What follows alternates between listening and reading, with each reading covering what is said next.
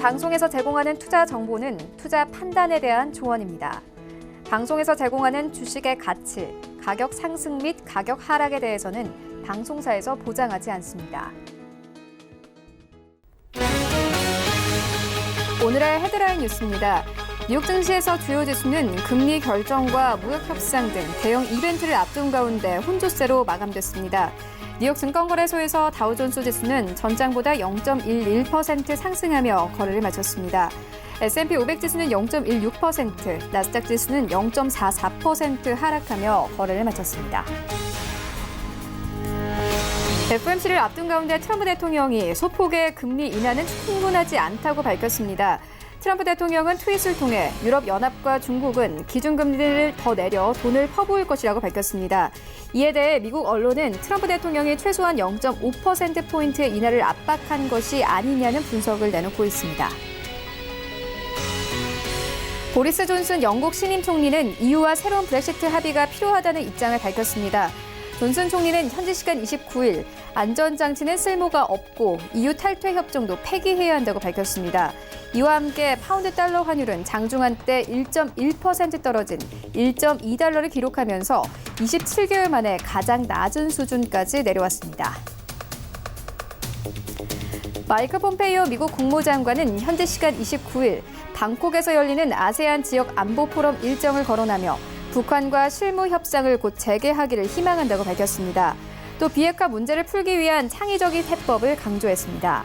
다수 언론은 폼페이오의 발언은 가능하면 방콕에서 북미가 만나길 원한다는 의미로 해석하고 있습니다.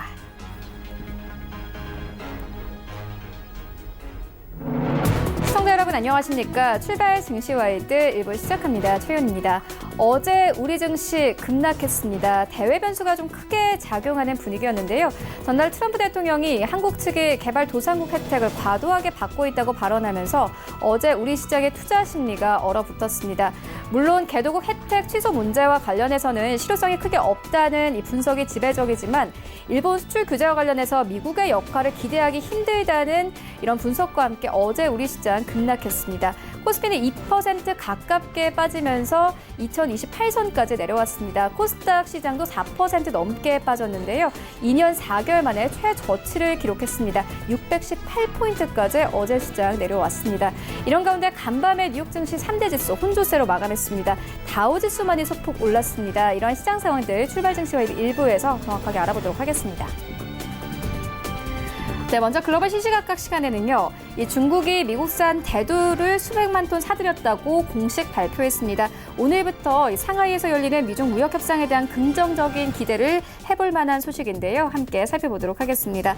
이어서 지난주 최고치를 경신했던 뉴욕 증시 단기 변동성으로 급락할 수 있다는 분석이 나오고 있습니다. 함께 살펴보도록 하겠습니다. 네, 이어지는 라이브 이슈타임에서는요. 한국 증시의 나홀로 침체가 이어지고 있습니다. 하지만 더 큰 문제는 반등 모멘텀을 찾기 힘들다는 것인데요. 함께 살펴보고요. 이어서 한진그룹과 경영권 분쟁을 벌이고 있는 사모펀드 KCGI가 이번에는 아시아나 항공 인수전에 뛰어듭니다. 함께 항공주 흐름 짚겠습니다. 출발 증시와이드 1부 지금 출발합니다.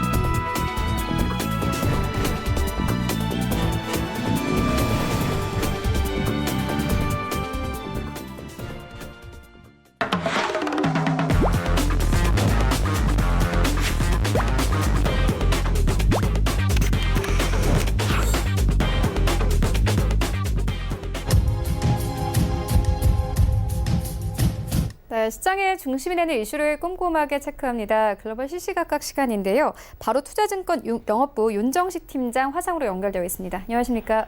네, 안녕하세요. 네, 먼저 시장 상황부터 짚고 가도록 하겠습니다. 간밤에 뉴욕 증시 3대 지수 혼조세로 마감했습니다. 다우 지수만이 소폭 올랐는데요. 일단 업종별로 좀 살펴보면 대형 기술주와 금융주는 부진했습니다. 하지만 애플이나 반도체, 제약, 바이오 업종은 상승했거든요. 시장 상황 조금 더 자세하게 좀 짚어봐 주시죠. 네, 우선 증시부터 좀 정리를 해드리면요. 전체적으로는 대형 이벤트들을 앞두고 혼재됐다라고 보시면 되겠습니다. 전일 미국 뉴욕 증권거래소에서 다우존스 30 산업 평균 지수는 전장보다 0.11% 상승한 27,221.35에 거래를 마쳤고요. 이 스탠다드 앤 푸어스 500 지수는 전장보다 0.16% 내린 3,020.97에 그리고 기술주 중심의 나스닥 지수는 0.44% 하락한 8,293.33에 장을 마감을 했습니다. 이 연방준비제도의 금리 결정 그리고 미중 무역 전쟁과 같은 이런 대형 이벤트들을 앞둔 가운데 전체적으로는 혼조세를 보였다라고 보시면 될 것 같은데요. 좀 더 섹터별로 종목별로 조금 더 살펴본다라면은요. 이 미국 증시가 다우지수 같은 경우 조금 올랐지만 전체적으로는 사실은 장이 좋지는 않았었습니다. 이 트럼프가 연준은 소폭의 금리 인하에 그칠 것이라고 언급하면서 매물이 출회됐고요. 여기에 일부 대형 기술주에 대한 반독점법 위반 이슈가 부각되면서 약세를 보인 점도 부담이 됐습니다. 그리고 기업들의 이익도 전체적으로는 조금 둔화되는 그런 모습들도 영향을 줬고요. 하지만 이 일부 제약주가 M&A 이슈에 힘입어서 상승을 했고 실적 발표를 앞두고 애플이 목표 주가 상향 소식에 상승을 했습니다. 이 트럼프 대통령이 대형 기술주에 대한 반독점법 위반 이슈와 그리고 기업들의 실적 이런 부분들이 전체적으로 트럼프 대통령의 발언과 이런 부분들이 부담이 되면서 전체적으로는 시장이 좀 안 좋게 매물이 나오면서 매물이 좀 출회가 됐다라고 보시면 되겠고요. 여기에다가 지난주 후반 문우신 재무장관이 아마존으로 인해서 소매 업종이 파괴되고 있다고 주장하면서 이 아마존 하락을 이끌었다면 이번에는 반독점 관련 보고서에 언급된 페이스북 그리고 알파벳, UPS, 월마트 등으로 하락세가 확대됐다라고 보시면 되겠습니다. 그리고 여기에다가 기업들의 실적 부진 우려가 높아졌습니다. 시장조사 업체인 이 팩트셋에 따르면 2분기 S&P 500 기업들의 영업이익이 전년 대비해서 2.6% 감소했다라고 주장을 했는데요. 일주일 전에는 1.9% 감소했다라고 얘기한 것과는 좀 더 감소폭이 커졌다라고 보시면 되겠습니다. 이 애플이 사실은 좀 좋았는데요. 애플 같은 경우는 UBS가 5G 모델에 대한 기대를 이유로 목표 주가를 상향 조정하면서 강세를 보였고 그리고 이 반도체 업종도 인텔이 상승을 주도하면서 강세를 보이면서 전체적으로 다우에서는 소폭이지만 상승의 모습, 나스닥에서는 이 하락폭을 좀 줄이는 그런 모습들을 보여줬습니다. 이 소프트웨어 업종들도 사실은 좀 좋지 않은 그런 모습들을 보여줬는데요. 연초 대비 상승폭이 컸었던 소프트웨어 업체들에 대해 이익이 늘지 않고 주가만 상승했다면서 버블의 움직임이 있다는 보고서가 발표된 이후에 관련 종목들이 하락을 했고요. 특히 연초 대비 상승폭이 컸었던 티윌리오 같은 종목은 5.6%, 소형 소프트웨어 회사들은 물론 어도비나 세일즈포스 그리고 인투이트, 오라클 같은 종목들도 1에서 2% 정도 하락을 했습니다. 하지만 이 제약사인 화이자는 특허 만료 자산과 제네릭 회사인 밀란과 합병한다고 발표 이후에 화이자는 하락을 하고 밀란은 올라가는 급등하는 사실 그런 모습들을 보여줬는데요. 이번 합병으로 인해서 이 저가 제네릭 의약품을 전문으로 하는 글로벌 거대 판매 회사가 탄생한다는 점에서 전체적으로는 제약주들 좀 주목을 받고 좋은 모습 나온 종목들도 있었다라고 보시면 되겠습니다. 그리고 여기에다가 이 반독점 관련 우려로 보도에 말씀드렸지만 페이스북이 한 2% 정도 하락을 했고요. 알파벳, MS, 그리고 UPS, 알리바바, 코스트코, 월마트까지도 하락폭이 크진 않지만 그래도 한 1% 정도 내외 정도 하락을 했다라고 보시면 되겠습니다. 좀 더 크게 거시적으로 좀 살펴본다라면요. 이 미중 무역 전쟁 진전 여부 그리고 FOMC 결과에 촉각을 상당히 좀 곤두세우고 있다라고 보시면 되겠는데요. 이렇게 예민한 시기이기 때문에 레포트 하나에도 그리고 이슈 하나에도 상당히 좀 크게 시장이 좀 움직이는 그런 모습이 나온다라고 보시면 되겠습니다. 이 로버트 라이저 무역대표부 대표 같은 경우는 미국 협상단이 이날 중국에 도착해서 다음 날부터 이틀간 협상을 진행을 하는데요. 하지만 양측이 타협점을 곧바로 도출해낼 것이라는 기대는 시장은 사실 크게 하지는 않고 있습니다. 도널드 트럼프 대통령이 중국이 무역 합의를 하지 않고 2020년 미국 대선 때까지 기다리고자 할 수 있다라는 이런 발언까지 내놓기도 했는데요. 하지만 중국의 미국 농산물 구매 문제 그리고 화웨이 제재 같은 이 좀 굵직한 이슈들이 진전이 있을 경우에는 증시의 투자 심리가 도움을 받을 수 있는 전망이지만 아직까지는 좀 조심스러운 입장이고요. 이 금리가 사실은 미중 무역 분쟁보다는 금리가 좀 더 단기적으로는 영향을 많이 미친다라고 보시면 되겠는데요. 25bp 인하는 거의 확정이 됐다라고 보시면 되겠고요. 채권 금리에도 그리고 금리 선물에도 모두가 다 반영이 되어 있는 상태고요. 연준이 금리를 내리긴 내리는데 25bp 내릴지 그리고 50bp에 대한 기대감 작지만 그래도 아직 남아 있고요. 그리고 연준이 25bp를 내렸지만 향후 추가 금리 인하에 대한 신호가 있을지 없을지 이런 부분들에 대한 관심들이 상당히 좀 집중이 되어 있다라고 보시면 되겠고요. 참고적으로 금리 선물 시장 같은 경우 본다라면은 올해 3차례 25bp씩 3차례 금리 인하 가능성이 반영되어 있는 상황이다라고 보시면 되겠습니다. 트럼프 대통령 같은 경우는 지속적으로 이 금리 인하에 대해서 이 코멘트를 날리고 있는데요. 자신의 트위터를 통해서 중국과 유럽연합의 완화 정책과 비교하면 연준이 금리를 조금만 내릴 것이라면서 이는 유감스러운 일이다라고 좀 비판을 했고요.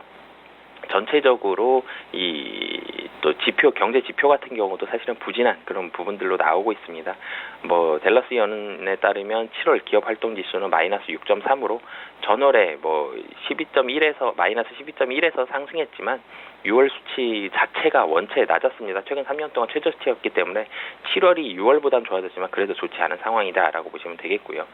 이 금리 부분에 있어서는 아직 좀 왔다 갔다 하는 추가적인 인하와 이제는 인하가 한 번, 두 번 정도 하고 쉽진 않다라는 이런 부분들에 대한 주장이 지속적으로 좀 맞서면서 금리 인하에 대한 공격적인 금리 인하에 대해서는 아직까지 전문가들도 확신은 하지 못하고 있는 그런 상황이기 때문에 전체적으로는 25bp 인하 이후에 어떻게 움직이는지를 보면서 미국 증시가 좀 민감하게 반응할 가능성이 높아 보인다라고 말씀드릴 수 있겠습니다.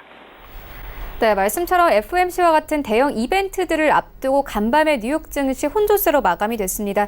또 오늘 상하이에서는 미중 무역 협상이 재개되게 됩니다. 이런 가운데 중국이 미국산 대두를 수백만 톤 사들였다고 공식 발표를 했습니다. 좀 긍정적인 소식으로 해석을 해볼 수 있을 것 같은데 미중 협상 상황 어떻게 보고 계십니까? 네, 사실은 중국이 조금은 꼬리를 내렸습니다. 중국이 미국산 대두 수백만 톤을 사들였다고 공식 발표했는데요. 오는 30일에서 31일, 오늘부터 열리죠. 상하이에서 열리는 미중 무역 협상을 앞두고 중국이 미국의 성의를 보여준 것으로 보이는데요. 28일이었죠. 중국 신화통신의 인터넷판 신화망은 국가발전개혁위원회와 상무부 관리의 말을 인용해서 중국이 지난 7월 19일부터 미국 납품업체의 대두, 면, 돼지고기, 수수 등 농산물의 구매를 문의를 해왔으며 일부는 실제로 구매를 했다라고 보도를 했습니다. 또 이 중 미국산 대두 수백만 톤이 중국으로 운송되고 있다고 덧붙였는데요. 이 신화망에 따르면 지난 6월 29일 일본 오사카에서 열린 미중 정상회담에서 미국은 중국 제품 110개 품목에 대한 관세를 면제하겠다고 밝혔는데요.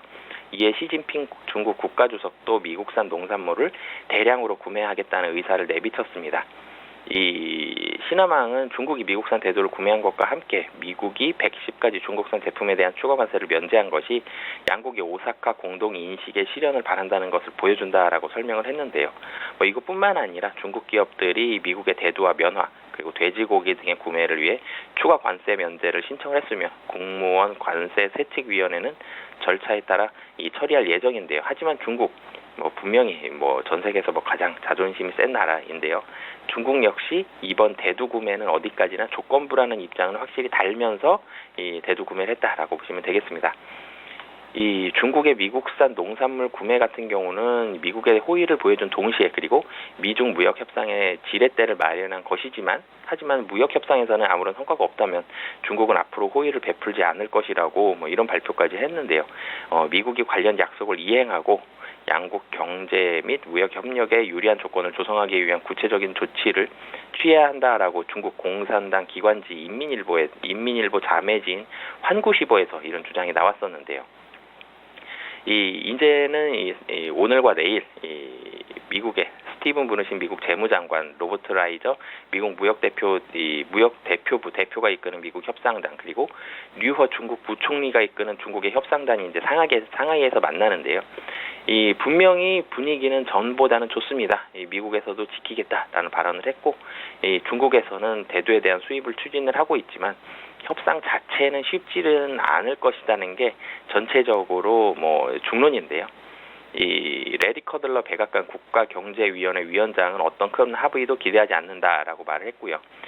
트럼프 대통령이 2020년 대선에 있어서의 이런 부분들에 대한 카드를 사용할 수 있기 때문에 이때까지는 미중 무역 협상에 있어서 정도의 조절만 할 뿐이지 사실은 협상까지 바로 이어질 가능성은 아직까지는 조금 더 확인을 해봐야 될 것으로 보여집니다.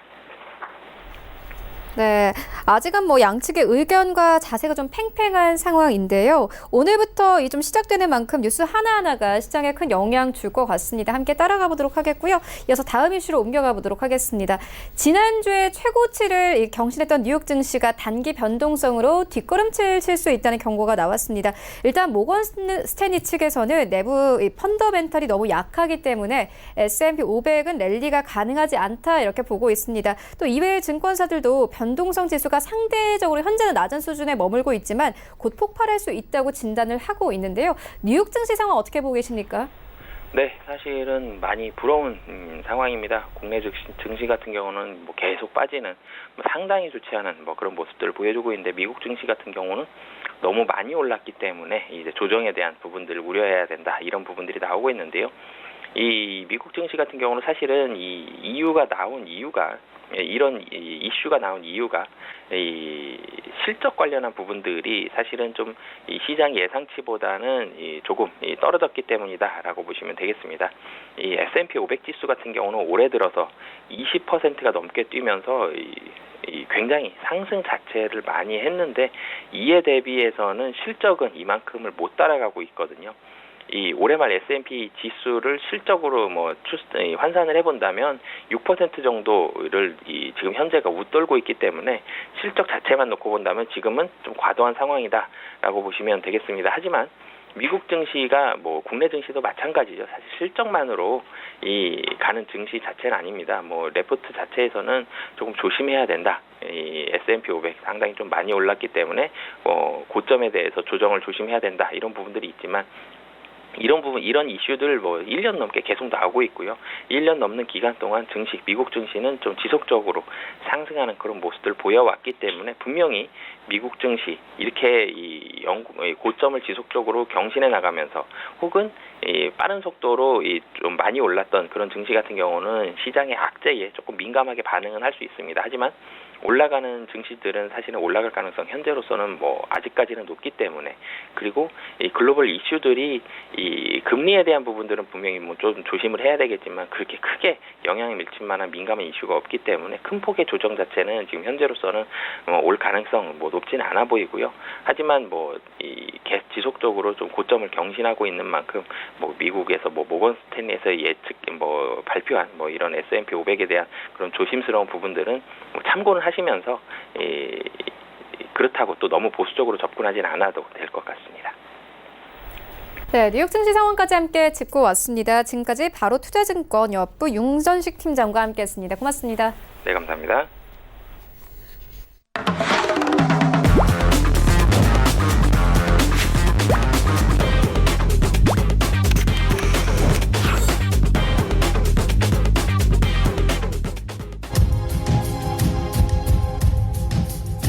네, 국내 시장 쟁점 함께 분석해 보도록 하겠습니다. 라이브 쇼타임인데요. SK증권 여부 PIB센터 이재강 이사 화상으로 연결되어 있습니다. 안녕하십니까? 네, 안녕하세요. 네, 이사님 오늘 장 분위기 어떻게 보고 계십니까? 네, 이제 7월 달도 오늘과 내일 거래일수로 이틀밖에 남지 않았네요. 지난 6월의 시장을 보내면서 6월 달과는 다른 모습이 7월 달에 펼쳐질 가능성이 좀 높다. 반등의 장이다 하는 말씀을 드렸는데, 말 그대로 반등도 실현했습니다만 반등 이후에 다시 급락하면서 다시 한번 잔인한 7월의 마감 가능성이 한층 높아지고 있는 이런 모습을 보여주고 있습니다. 자, 투자자분들 참 그 고통이 이루 말할 수 없지 않을까 이렇게 예상이 됩니다.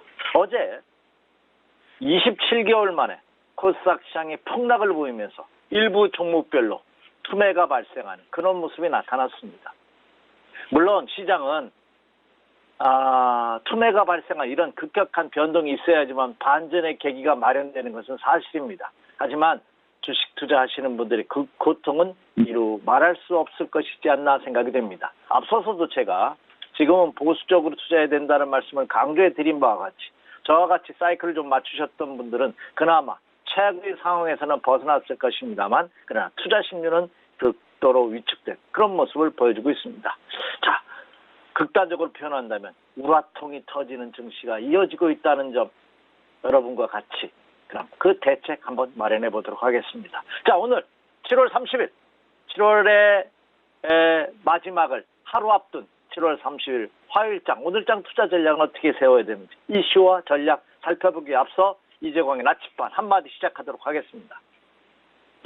앞서서도 제가 이 시간을 통해서 너무나 많은 말씀을 드렸고 그리고 같은 패턴 같은 시각의 말씀을 계속 드려야 되다 보니까 미천도 이제 거의 바닥나는 것이 아닌가 생각이 됩니다. 자, 오늘의 여러분에게 드린 한마디는 아픈 만큼 아파야 병은 치료된다 이 말씀을 드리고자 합니다. 물론 병은 여러 가지가 있습니다. 하지만 시간이 지나야 때가 지나야 낫는 병이 있습니다. 우리가 흔히 걸리는 감기도 병원에 가면 한 3박 4일 병원에 가지 않으면 한 6박 7일 이 정도면 지나면 낫는다고 하죠. 마찬가지가 아닌가 생각이 됩니다. 시장도 아플 만큼 아파야 그렇죠? 그 위기에서 벗어나는 것이 아닌가 이렇게 생각이 듭니다. 그리고 같은 표현을 다시 한 번 더 말씀드리자면 요즘 장마가 이어지고 있죠. 거의 장마에 막바지입니다. 이 장마의 그 어려움, 위기, 고통 이것이 지나야지만 가을에 풍요로운 수확을 거둘 수 있다는 점도 자연의 진리가 아닌가 생각이 됩니다. 그래서 투자자분들께서도 그때까지 좀 여유롭게 접근하시는 그런 전략을 필요하다는 말씀을 다시 한번 강조해드리기 위해서 오늘 이재광의 나침반은 이 말씀으로 대신합니다. 네, 이사님께서 우리 증시 우라통이 터진다 이렇게 표현을 하셨는데 말씀처럼 우리 증시 현재 나홀로 침체가 이어지고 있습니다. 하지만 더 문제는 반등 모멘텀을 찾기 어렵다는 건데요. 이제는 2,000포인트도 지지하지 못할 것이라는 분석이 나오고 있습니다. 우리 증시 상황 어떻게 보고 계십니까? 네, 최영국께서 아주 정확한 진단을 해주셨네요. 앞서서도 왕따라는 표현을 썼는데 진짜 한국 증시 왕따입니다. 주식 투자하면서 가장 기분 나쁠 때가 언제라고 제가 말씀드렸죠? 빠질 때 아닙니다. 그거보다 더 기분 나쁠 때가 있죠. 남들은 다 수익을 나는데 나만 못 날 때. 그때는 진짜 우라통이 터집니다. 최근 국내 증시의 모습을 보면 물론 국내 증시는 천수답 증시라고 해서 외국인 투자가를 포함한 국내 기관 같은 큰 손세력, 이 왕손 세력들이 국내 증시에 거들어줘야지만 국내 증시는 움직입니다. 그런데 막상 개인 투자가들의 비중이 거래소건 코스닥은 또 말할 필요도 없죠. 절반이 넘거든요. 기관 외국이 다 합쳐도 개인 투자가들만 단결한다면 그들 다 이길 수 있습니다. 근데 그것이 참 어렵죠. 그래서 여튼 이 국내 증시만은 철저한 왕따를 보이고 있는 그런 모습입니다. 최근 뉴욕 증시, 나스닥과 S&P 500은 연중 최고치가 아니라 사상 최고치입니다. 이런 선진국 증시는 연일 진국가 행진을 펼치고 있으면서 강세를 보이고 있는 반면에 대한민국 증시만 그렇습니다. 올해 6개월 전과 비교해서 대한민국 증시는 3%가 하락을 했습니다. 평균이. 같은 우리가 인접한 일본, 중국, 대만, 베트남 같은 경우에는요. 5%에서 무려 13%가 상승하는 그런 모습을 보였습니다. 그리고 한국 증시는 어제를 기점으로 해서 10대 그룹의 시총이 무려 17조가 증발해버리는 거래대금, 거래량이 계속해서 반토막 나는 그런 모습을 보이면서 국내 증시 침체 끝이 어디냐 하는 논란이 거듭되고 있는 그런 모습입니다. 앞서 말씀드린 바와 같이 어제장에서는 일부 종목에 담보 부족 계좌가 발생을 했죠. 신용 리스크 매물마저 출회되고 있는 그런 모습이 펼쳐지고 있습니다. 코스피 시장도 어제 1.78% 급락하면서 2029포인트로 이제 2000포인트 붕괴는 초읽기에 들어간 그런 모습이고요. 코스닥 시장은 27개월 만에 최저치를 기록하면서 618.78포인트 600포인트 초반까지 주저앉고 마는 그런 모습을 보였습니다. 물론 이런 결과는 우리가 요인 분석을 안 할 수가 없습니다. 왜 이렇게 하락했느냐? 그래야지만 대책이 나올 수가 있거든요. 그 요인 여러분도 알고 계시고 저도 알고 있는 상황입니다. 첫째, 지난해부터 계속해서 불어오고 있는 미국과 중국과의 무역 갈등 전쟁. 이것은 우리나라만 피해보는 것이 아니라 피해 당사국뿐만 아니라 전 세계 시장이 마찬가지인데 유독 대한민국 시장만 악화일로를 걷고 있습니다. 또 최근 불거해지고 있는 아베의 수출 규제로 인한 내년도 선거 전략의 일환일까요? 이번에 참여한 선거에서도 뭐 압승이라고 할 수는 없지만 과반 이상의 승리를 거두는 그런 폭발적인 일본에서의 인기를 구가하면서 앞으로 이 아베노믹스 전략, 친일본주의 전략, 그리고 한국을 까는 전략이 계속해서 나올 가능성이 높다. 이것이 불안감으로 작용하면서 한일 간의 수출 규제로 인한 무역 전쟁, 무역 갈등이 역시 악재로 작용했고요. 또 하나는 이 트럼프 과연 우군인가 적군인가 하는 논란이 거듭되고 있습니다. 지구촌 최고의 국가 대통령이라는 트럼프가 개발도상국을 타켓으로 하면서 WTO에 개발도상국에 대한 평가를 다시 해라 하는 지침을 내렸습니다. 가장 피해를 입는 곳이 중국을 염두에 두고 있다고 하지만 실질적인 피해는 대한민국이라는 인식 속에 이 트럼프의 발언 또한 악재로 작용하고 있는 그런 모습입니다. 여기에다가 또 중요한 점이 있습니다. 오늘은 아프다 해도, 오늘은 어렵다 해도 내일에 대한 비전과 희망이 있다면 주식시장은 미리 갑니다. 앞서 말씀드렸죠. 짧게는 3개월에서 길게는 6개월 이상 선행하는 것이 주식시장입니다. 그런데 이렇게 지금 아픈데도 불구하고 내일에 대한 희망이 점점 사라지고 있는 것이 아니냐 하는 투자심리 유축에 따른 불안감이 국내 증시를 억누르고 있는 가장 큰 원동력이 아닌가 생각이 됩니다. 저도 이 증권회사에 종사하고 있지만 저를 포함해서 증권사라든지 금융사 종사자들, 그리고 관계 당국자들, 그리고 정부도, 그리고 정치권도 국민들, 이 일반 서민들의 아주 재테크 수단으로서의 자리하고 이 주식시장 이대로 좌시해지면 안 될 것으로 예상이 됩니다. 어제 폭락으로 인해서 많은 분들이 아마 다각적인 노력을 구사하지 않을까 이렇게 예상은 됩니다만 현재 상태에서는 그렇죠.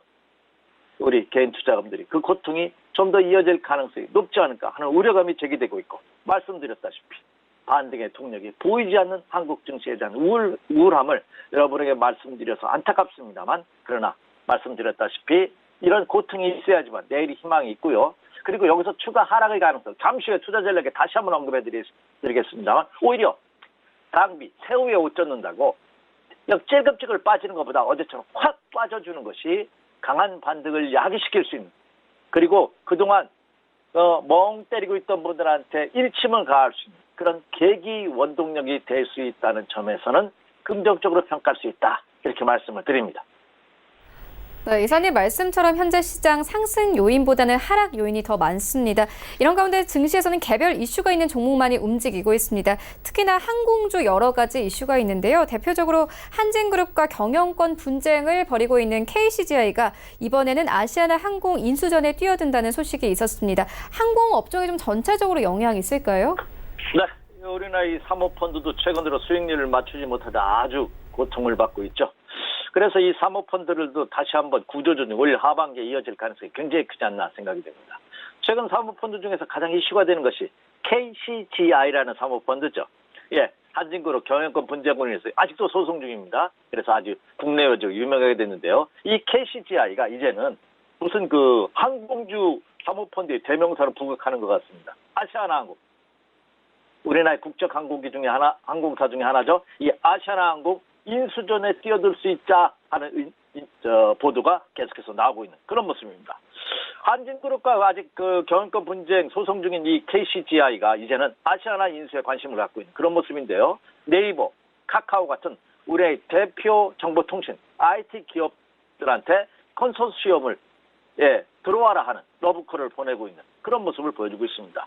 특히 최근 이 IT 기업들이 IT 그 자체 자기 맞벌이뿐만 아니라 사업 영역을 확대하려는 그런 모습을 보여주고 있죠. 특히 그 여행이라든지 관광, 뭐 예약 같은 기존 그 오프라인 사업에다가 온라인 업체들의 그 기술력을 첨가하면서 서로 시너지 효과를 노릴 수 있는 그런 사업 영역 쪽으로 확대 일로를 하고 있는 그런 모습입니다. 그래서 이 항공산업도 O2O 사업에 전형적인 수혜가 예상될 수 있지 않느냐 하는 인식 속에 이 IT 업체들한테 러브콜을 보내고 있는 그런 모습입니다. 또한 최근 IT 업체들도 사업 다각화를 위해서 영역 확대를 시도하고 있기 때문에 이것과 어우러지면서 이 KCGI가 추진하고 있는 아시아나항공 인수전에 과연 뛰어들 수 있을지 여부가 초미의 관심거지로 부각되고 있습니다. 물론 업계에서는 그 가능성에 대해서 신중하게 접근하는 모습을 보여주고 있습니다. 아직은 그렇죠 의견에 불과한 모습을 보여주고 있기 때문에 과연 뛰어지는지 여부는 좀 더 지켜볼 필요가 있지 않을까.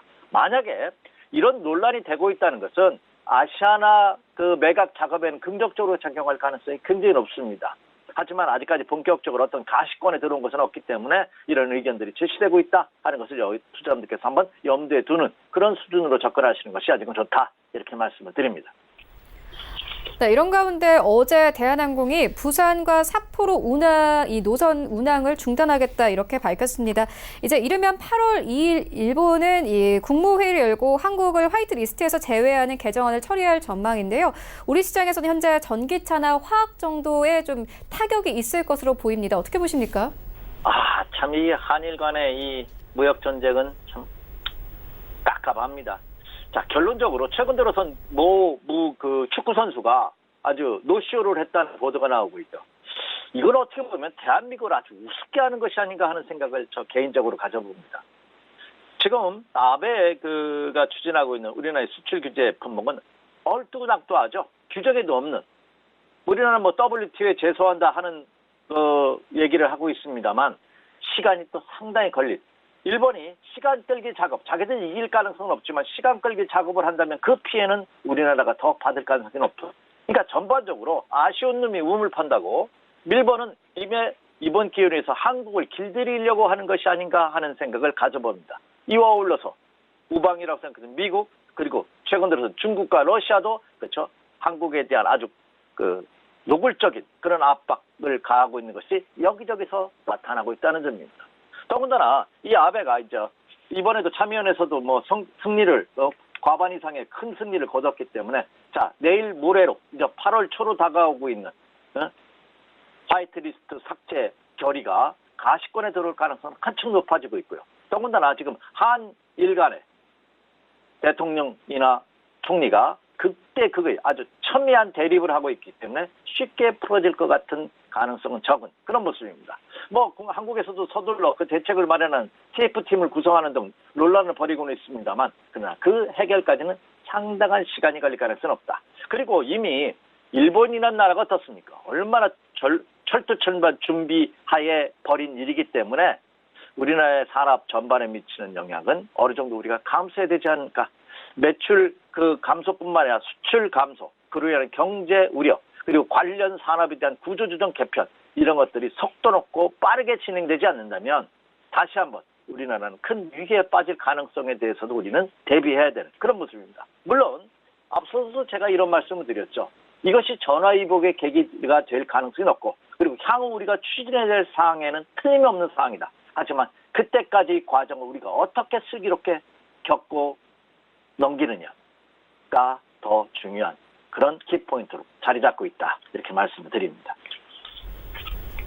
네, 그렇다면 오늘장 전략은 좀 어떻게 가져가면 될까요? 여전히 좀 보수적으로 접근해야 될까요? 네, 결론은 그렇습니다. 여전히 보수적으로 그렇죠. 참을인자 세계면 살인으로 면한다는 우리나라 속담이 있다시피 투자자분들께서 이제 기다릴 수밖에 없는 기다림의 미학이 다시 한번 요구되는 그런 시점이 아닌가 생각이 됩니다.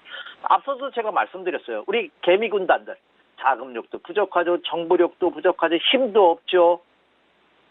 이 개미군단들이 외국인 투자가들과 국내 기관 투자가들이 이길 수 있는 방법이 뭡니까? 기다림입니다. 그래? 나는 안 해.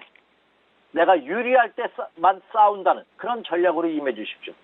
또 급할수록 돌아가라는 우리나라 속담을 꼭 명심해 주십시오 하는 말씀을 먼저 드리면서 자 오늘장 첫 투자 전략 살펴보도록 하겠습니다. 먼저 체크 포인트부터 가야죠. 자 그나마 최근과 같은 우려 사항에도 제가 여기서 추가 급락의 가능성은 없다고 말씀드린 이유 중에 하나가 그렇죠. 주식시장 이외에 다른 경제 지표에는 큰 영향은 없습니다. 가장 대표적인 것이 환율이거든요. 원달러 환율 동향 어제 1원 30전 하락했습니다. 아직은 제가 요구하는 환율 가격대보다 상당히 높습니다. 1183원 50전. 저는 1150원에서 60원 사이. 한 20원 이상만 좀 하락해줬으면 좋겠다는 개인적인 생각을 갖고 있지만 어쨌든 환율 시장의 변동폭은 엄청나게 줄어들고 있습니다. 1180원대에서 크게 보면 큰 움직임이 없는 그런 모습을 보여주고 있다는 점이 그나마 긍정적으로 작용하고 있다. 그리고 말씀드렸다시피 과연 다음 주에 화이트리스트에 이번 주말이나 다음 주가 되겠죠? 화이트리스트에 제외하는지 체크해 주시기 바라고요. 그리고 이달 말 그렇죠? 오늘과 내일 시장에서는 두 가지 큰 이슈가 있죠. 여러분도 아시다시피 그렇죠? FOMC 회의가 열리고 그리고 중국 상해에서는 미국과 중국의 무역회담이 열리고 있습니다. 미국과 중국의 무역회담 큰 기대를 하지 않고 있어요. 이번에 FOMC에서 한 25bp를 내리느냐 50bp를 내리느냐 한번 체크해 주시기 바랍니다. 자, 그리고 또 하나는 우리나라 시간으로 내일 새벽입니다. 중요한 경제지표 중에 하나 FOMC에서 금리를 내리는데 또 하나의 중요한 참고지표 PCE 지표 개인 소비 지출 지표죠. 이것도 한번 체크해 주십시오. 이렇게 말씀을 드립니다. 자, 이제 결론입니다. 여전히 보수적인 전략입니다. 절반 이상 현금 갖고 계십시오. 정금을 갖고 계시면서 자, 이제 투매가 나오기 시작했습니다. 투매 이후에 급반등 단기라도 먹을 수 있는 기회의 장이 오고 있다 이렇게 말씀드립니다. 오늘은 하락할 때 매도 전면 금지입니다. 철저하게 반등 상승을 이용해서 매도한다 하더라도 하시기 바라고요. 만에 하나 오늘 아침 시초가가 개파락 출발한다면 이거는 단기 반등 국면에 진입하고 있다 이렇게 말씀을 드립니다. 그래서 오늘은 철저하게 하락시 매도는 자제하시기 바라고요. 반등을 이용해서 매도할 경우에도 기다려서 매도하는 전략이 필요하겠고 다시 한번 말씀드리지만 어제 급락으로 인해서 투매로 발생으로 인해서 오늘도 아침 시초가부터 개파락하는 모습을 보일 때는 시초가 이하에서는 단기 매수권에 들어오고 있다는 말씀 드립니다. 자, 그러면 무엇을 사느냐 하는 겁니다. 뭘 살까요? 반등이 들어온다면 일단 많이 빠진 종목이 반등의 주도주가 될 것입니다. 하지만 이것은 잘못하다가 타이밍을 놓쳐버리면 다시 한번 쉽게 말해서 물릴 가능성이 있습니다. 그렇기 때문에 투자자들이 좀 신중할 필요가 있겠고요. 저는 여전히 테마, 지금은 여전히 당분간 올여름은 애국주가 장을 이끌 가능성이 높습니다. 이미 앞서서 말씀드렸죠. 문방구, 우리나라 쓰는 대부분의 필기도구가 일제였습니다. 싸고 그렇죠. 편하다고 합니다. 디자인도 있고. 근데 우리나라도 이제 굉장히 좋아졌습니다.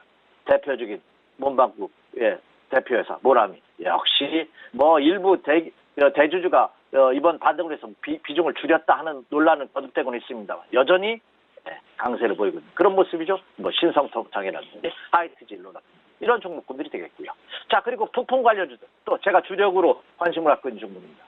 어차피 한일의 이 수출 규제 전쟁은 해결이 실마리가 풀린다 하더라도 이제 대한민국 국민들, 정부나 기업이나 국민들의 인식 속에 우리나라 자체 제품은 자체 국산화를 어느 정도 해놔야겠다는 인식이 이번에 확실하게 들어있습니다. 그러면 정부나 기업이나 국민들 사이에서 이들 기업에 대한 관심이 고조될 가능성이 굉장히 높습니다. 그리고 지원책도 철저하게 이루어질 가능성이 없습니다. 그 대표, 핵심 소재, 국산화 관련주들 이 종목에 대해서도 이미 앞서서 언급을 많이 해드렸기 때문에 제가 종목을 언급하지 않도록 하겠습니다. 그래서 이들 종목을 중심으로 해서 여전히 오늘은 오히려 반등을 이용해서 저점 매수를 노리는 전략도 가능하다. 물론 단기 매매입니다.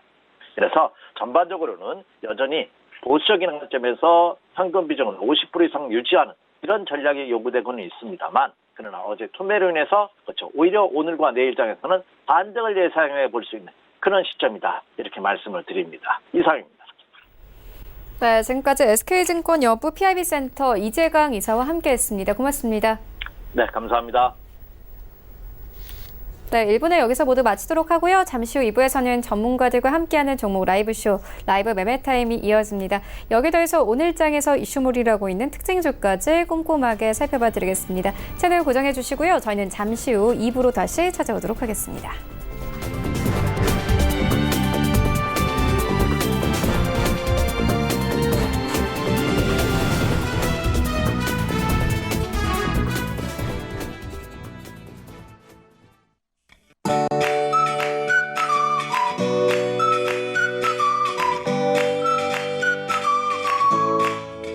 안녕하세요. K웨더 라이프스타일 리보 박유라입니다. 폭염의 기세가 점점 더 강해지고 있습니다. 전국 대부분 지역으로 폭염주의보가 발효 중이고요. 일부 충청도와 강원, 영동, 경북과 전라 내륙에는 폭염경보가 내려진 상태입니다. 특보는 앞으로 더 확대 강화될 수 있는데요. 오늘 낮 동안 서울은 31도, 광주와 대구는 35도까지 오르겠습니다. 여기에 높은 습도가 더위의 체감을 더 높이겠습니다. 이런 날씨에 무리한 활동을 하게 되면 열사병과 일사병 등 온열 질환에 걸리기 쉬운데요. 전국적으로 열사병 지수가 위험에서 매우 위험 단계를 보이는 만큼 격렬한 활동은 자제하고 수분 섭취를 충분히 해주시는 게 좋겠습니다. 하늘은 대체로 맑겠고 공기질도 깨끗하겠습니다. 다만 오후 한때 중북부와 충청 북부로 소나기 소식이 있는데요. 가방 속에 작은 우산 하나 챙기시면 유용하겠습니다. 오늘은 북태평양 고기압의 가장자리에 들겠습니다. 다음은 자세한 지역별 날씨입니다. 중부지방 대체로 맑겠고 오후 한때 요란한 소나기가 지나겠습니다. 낮 기온 서울 31도, 대전 35도까지 치솟겠습니다. 동해안 낮 동안에는 폭염이, 밤 사이에는 열대야가 나타나겠습니다. 속초 35도, 강릉은 33도까지 오르겠습니다. 남부지방 대체로 맑은 하늘이 보이겠고요. 낮 동안 무척 덥고 습하겠습니다. 한낮에 광주와 대구 35도가 예상됩니다. 전해상으로 안개가 자욱하겠고요. 물결은 서해상으로 최고 2.5m까지 약간 높게 일겠습니다. 당분간 무더운 날씨가 계속되겠고요. 수요일과 목요일에는 장마 전선이 다시 남하하면서 중북부에 장맛비가 내릴 것으로 전망됩니다. 기상정보였습니다.